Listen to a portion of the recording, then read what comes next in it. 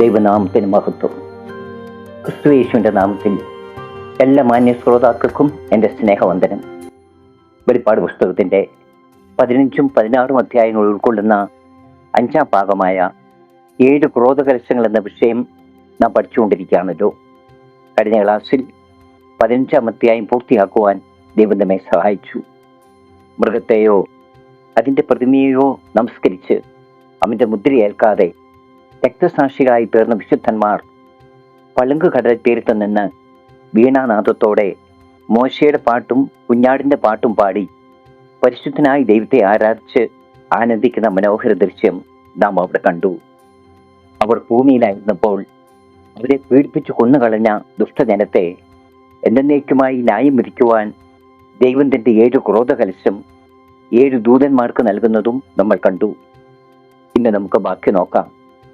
16ാം അധ്യായം 1 മുതലുള്ള വാക്യങ്ങൾ പ്രാർത്ഥനയോടെ ആയിരിക്കാം. ദൈവം നമ്മെ സഹായിക്കട്ടെ. 1ഉം 2ഉം വാക്യങ്ങൾ: നിങ്ങൾ പോയി ക്രോധകലശം 7 ഭൂമിയിൽ ഒഴിച്ചു കളയുവിൻ എന്ന് ഒരു മഹാശബ്ദം ദേവാലയത്തിൽ നിന്ന് 7 ദൂതന്മാരോടും പറയുന്നത് ഞാൻ കേട്ടു. 1ാമത്തവൻ പോയി തൻ്റെ കലശം ഭൂമിയിൽ ഒഴിച്ചു.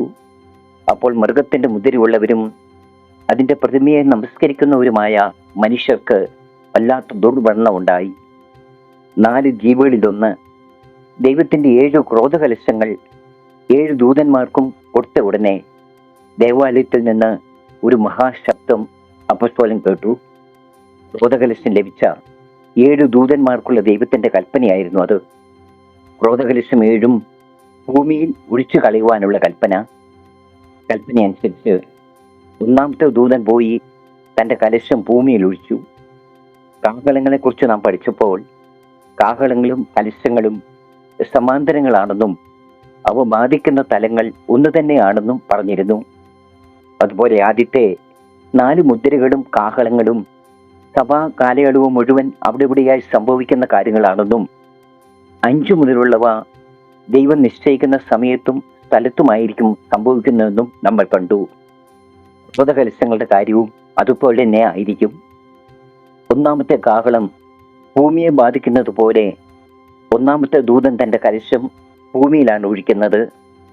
അപ്പോൾ മൃഗത്തിൻ്റെ മുദ്രയുള്ളവരും അതിൻ്റെ പ്രതിമയെ നമസ്കരിക്കുന്നവരുമായ മനുഷ്യർക്ക് വല്ലാത്ത ദുർവർണ്ണമുണ്ടായി. ഇതിന് സമാന്തരമായി മോശ മുഖാന്തരം ദൈവം മിസ്രയീമിൽ അയച്ച ഒരു ബാധ നമുക്ക് കാണാം. പുറപ്പാട് പുസ്തകം 9ന്റെ 9ഉം 10ഉം വാക്യങ്ങൾ: ഇങ്ങനെ അവർ അടുപ്പിലെ വെണ്ണീർ വാരി ഫറവോന്റെ മുമ്പാകെ നിന്നു. മോശ അത് ആകാശത്തേക്ക് വിതറിയപ്പോൾ അത് മനുഷ്യരുടെ മേലും മൃഗങ്ങളിന്മേലും പുണ്ണായി പോകുന്ന പരുവായി തീർന്നു. പരു നിമിത്തം മന്ത്രവാദികൾക്ക് മോശയുടെ മുമ്പാകെ നിൽപ്പാൻ കഴിഞ്ഞില്ല. പരു മന്ത്രവാദികൾക്കും എല്ലാ മിസ്രയീമ്യർക്കും ഉണ്ടായിരുന്നു.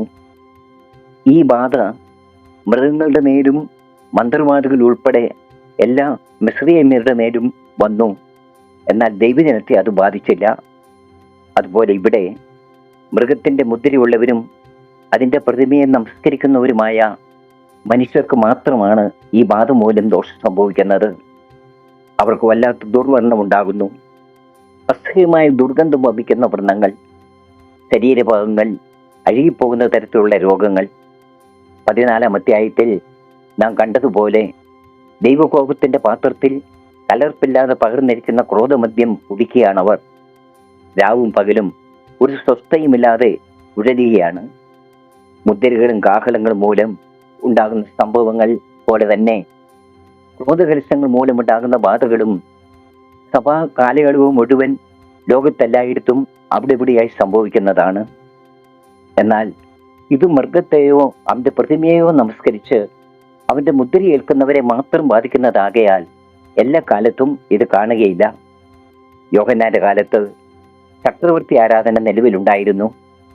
ഡൊമേഷ്യൻ സ്വയം ദൈവവുമായി അവരോധിക്കപ്പെട്ട ചക്രവർത്തിയായിരുന്നല്ലോ. ഇനി അധർമ്മമൂർത്തിയുടെ കാലത്ത് ലോകം മുഴുവൻ ആത്യന്തികമായി ഇത് നിറവേറും.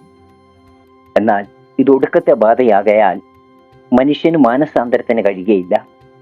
മാത്രമല്ല അവർ അവരുടെ ഹൃദയത്തെ കഠിനമാക്കുകയും ദൈവത്തെ ദുഷിക്കുകയുമാണ് ചെയ്യുന്നത്. അങ്ങനെ അവർ തങ്ങളെ തന്നെ തീപ്പൊയ്ക്കായി ഒരുക്കുന്നു. മിസ്രയീമിൽ ഓരോ ബാധ കഴിയുമ്പോഴും ഫറവോൻ എൻ്റെ ഹൃദയം കഠിനമാക്കിയതുപോലെ. 3-ാം വാക്യം, രണ്ടാമത്തവൻ തൻ്റെ കലശം സമുദ്രത്തിലൊഴിച്ചു, അപ്പോൾ അത് മരിച്ചവൻ്റെ രക്തം പോലെയായി തീർന്നു. സമുദ്രത്തിലെ ജീവജന്തുവൊക്കെയും ചത്തുപോയി. രണ്ടാമത്തെ കാഹളം സമുദ്രത്തെ ബാധിക്കുന്നത് പോലെ രണ്ടാമത്തെ ദൂതൻ തൻ്റെ കലശം സമുദ്രത്തിലാണ് ഒഴിക്കുന്നത്.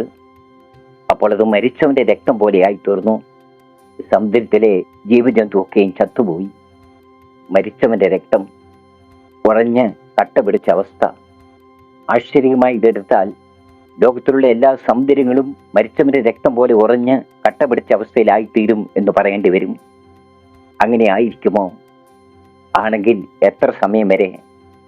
മൃഗത്തെയോ അവൻ്റെ പ്രതിമയെയോ നമസ്കരിച്ച് മുദ്രയേൽക്കുന്ന അവിശ്വാസികൾക്ക് മാത്രമായിട്ട് ഇങ്ങനെ സംഭവിക്കുമോ? ദൈവമക്കൾ ദൈവക്രോധത്തിന് ഇരയാകുമോ? ആശ്ചര്യമായി ഇത് സംഭവിക്കുമെന്ന് പറഞ്ഞാൽ ഈ ചോദ്യങ്ങൾക്കെല്ലാം കൃത്യമായി നമ്മൾ ഉത്തരം കണ്ടെത്തണം. അപ്പോൾ പിന്നെ എങ്ങനെ ഇതിനെ മനസ്സിലാക്കണം? സമുദ്രജലം മുഴുവൻ മരിച്ചവന്റെ രക്തം പോലെ ദുഷിച്ച് ഉറഞ്ഞ് കട്ട പിടിച്ചു പോയാൽ മനുഷ്യ ജീവിതത്തെ അതെങ്ങനെ പ്രതികൂലമായി ബാധിക്കുമെന്ന് നമുക്ക് ഊഹിക്കാവുന്നതേ ഉള്ളൂ. മനുഷ്യൻ സാധാരണയായി കടൽ ഉപയോഗിക്കുന്നത് കപ്പൽ യാത്രയ്ക്കും വാണിജ്യത്തിനും മത്സ്യബന്ധനത്തിനും ഉപ്പുണ്ടാക്കുവാനും എണ്ണ വൈദ്യുതി നിർമ്മാണം, കപ്പൽ നിർമ്മാണ വ്യവസായം, പെട്രോളിയം ഉൽപ്പന്നങ്ങളുടെ വിതരണം തുടങ്ങി മനുഷ്യജീവന് ഒഴിച്ചുകൂടാൻ പറ്റാത്ത അനേക കാര്യങ്ങൾക്കാണ്. സകല ഭൂമിയിലും മഴ പെയ്യുന്നത് കണക്കിലെടുത്താൽ തന്നെ മനുഷ്യജീവിതം കടലുമായി എത്രമാത്രം ബന്ധപ്പെട്ടിരിക്കുന്നു എന്ന് നമുക്ക് മനസ്സിലാക്കാം. ദൈവമക്കളെ പീഡിപ്പിക്കുകയും കൊന്നൊടുക്കുകയും ചെയ്യുന്ന മൃഗനമസ്കാരികളായ ദുഷ്ടലോകത്തെ എല്ലാ വിധത്തിലും കടൽ പ്രതികൂലമായി ബാധിച്ച് അവരുടെ ജീവിതം വഴിമുട്ടുന്നതാണ് 2-ാം ക്രോധകലശത്താൽ കാണുന്നത്. 2-ാം കാഹളത്താൽ അവർക്ക് മാനസാന്തരപ്പെടുവാൻ അവസരം കൊടുത്തെങ്കിൽ 2-ാം കലശത്താൽ അവർ തങ്ങളുടെ ഹൃദയം കഠിനമാക്കി നിത്യാഗ്നിക്കായി ഒരുക്കപ്പെടുകയാണ് ചെയ്യുന്നത്. സമുദ്രമെന്ന് ഇവിടെ പറഞ്ഞിരിക്കുന്നതിനെ കുറിച്ച് ചില വ്യാഖ്യാതാക്കൾ പറയുന്നത് ഇത് മെഡിറ്ററേനിയൻ കടലാണെന്നും അതിലെ വെള്ളം മരിച്ചവന്റെ രക്തം പോലെ ദുഷിച്ച് കട്ട പിടിച്ചു പോകുമെന്നുമാണ്. കർത്താവിന്റെ 2-ാം വരവിന് തൊട്ടു മുമ്പുള്ള കടലിന്റെ അവസ്ഥയെക്കുറിച്ച് ലൂക്കോസ് രേഖപ്പെടുത്തിയിരിക്കുന്നത് ഞാൻ വായിക്കാം. ലൂക്കോസ് 21:25. സൂര്യനിലും ചന്ദ്രനിലും നക്ഷത്രങ്ങളിലും ലക്ഷ്യങ്ങളുണ്ടാകും. കടലിന്റെയും ഓളത്തിന്റെയും മുഴക്കം നിമിത്തം ഭൂമിയിലെ ജാതികൾക്ക് നിരാശയോടുകൂടിയ പരിഭ്രമം ഉണ്ടാകും.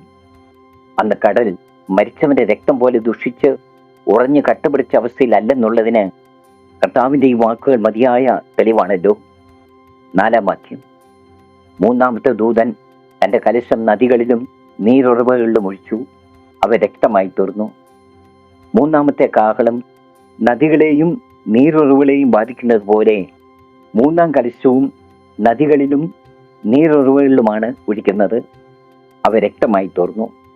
നദികളും നീരുറവുകളും രക്തമായി തീർന്നാൽ ദൈവമക്കൾ ഉൾപ്പെടെ സകല മനുഷ്യരും മൃഗങ്ങളും പക്ഷികളും ഭൂമിയിലെ സകല ജീവജന്തുക്കളും രക്തം കുടിക്കേണ്ടി വരും.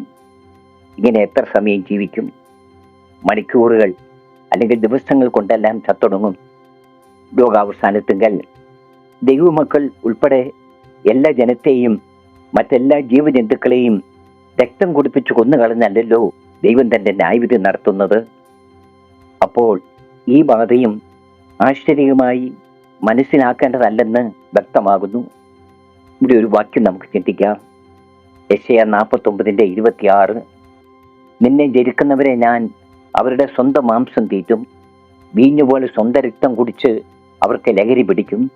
യഹോവയായി ഞാൻ നിന്റെ രക്ഷിതാവും യാക്കോവിന്റെ വീരൻ നിന്റെ വീണ്ടെടുപ്പുകാരനുമാകുന്നു എന്ന് സകല ജഡവും അറിയും.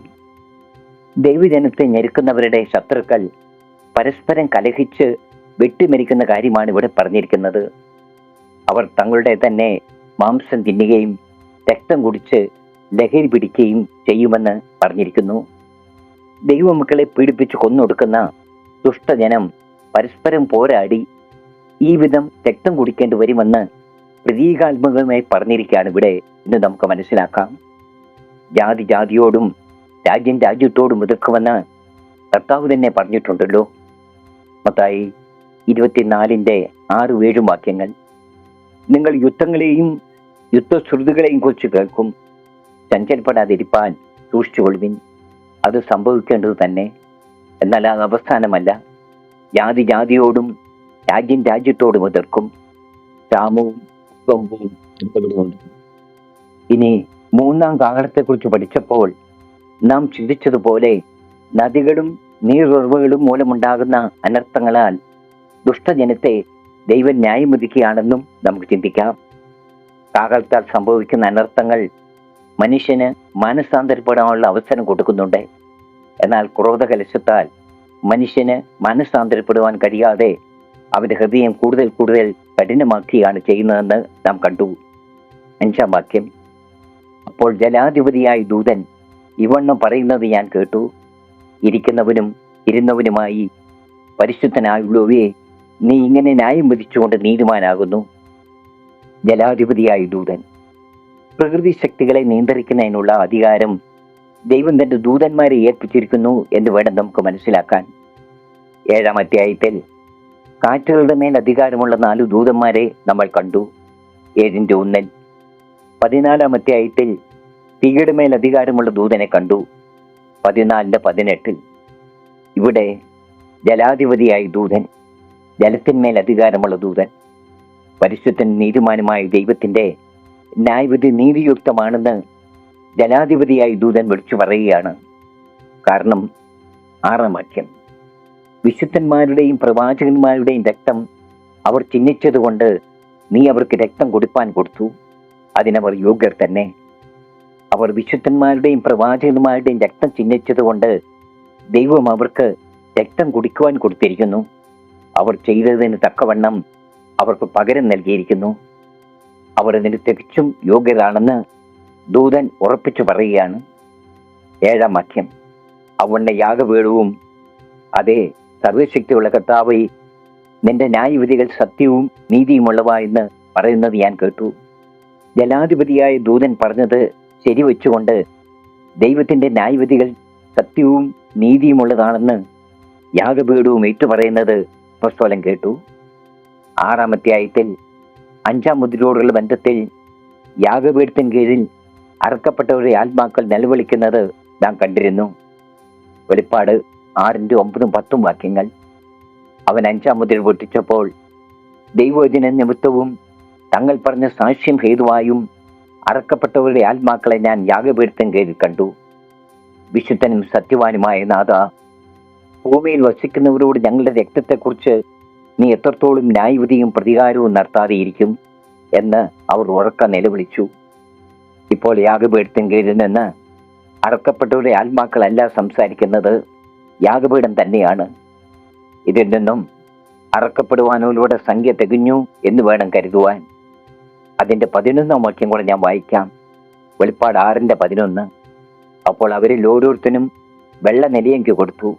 അവരെ പോലെ കൊല്ലപ്പെടുവാനിരിക്കുന്ന സഹഭൃത്യന്മാരും സഹോദരന്മാരും വന്നു തികയുമ്പോഴും അല്പകാലം കൂടെ സ്വസ്ഥമായി പാർക്കണമെന്ന് അവർക്ക് അരുളപ്പാടുണ്ടായി. അവരെ പോലെ കൊല്ലപ്പെടുവാനുള്ള സഹോദരന്മാരും സഹഭൃത്യന്മാരും വന്നു തികയുമ്പോൾ അവരെ കൊന്നുകളഞ്ഞ ദുഷ്ടജനത്തെ ന്യായം വിധിക്കുമെന്നാണ് കർത്താവ് അവരോട് പറഞ്ഞത്. അവരുടെ രക്തത്തിന് ദൈവം പ്രതികാരം ചെയ്തിരിക്കുകയാണ്. ഇവിടെ അവരെ ന്യായം വിധിച്ചിരിക്കുകയാണ്. യാഗപീഠം അതാണ് വിളിച്ചു പറയുന്നത്. സർവശക്തിയുള്ള ദൈവമായ കർത്താവേ, നിന്റെ ന്യായവിധികൾ സത്യവും നീതിയുമുള്ളവ തന്നെ. ഇനി 4 കലശങ്ങൾ കൂടി നമുക്ക് പഠിക്കുവാനുണ്ട്.